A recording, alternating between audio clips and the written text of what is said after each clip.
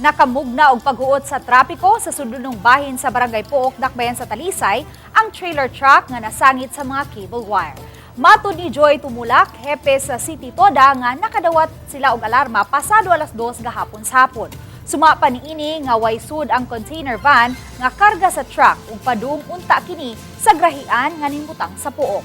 Dunay gitas-on nga 400 foot ang truck uban ang container van.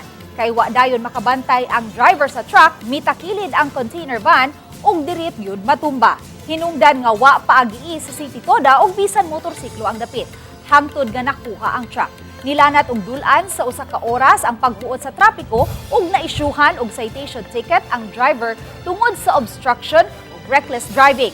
Matud ni Tumulak, gipasubay nila karon kung duna by permit ang kompanya sa truck nga magrahian sa maong dapit. Supak ang City Toda nga dunay trucking services sa mga sudlunong dapit sa dakbayan. Makigtagbo usab ang City Toda sa mga telcos kansang mga cable wire nagyugong na usab. Amo pong i-review ang kining mga trucking services nga naa diyan dapita, area sa Pooc o ang area sa Biasong.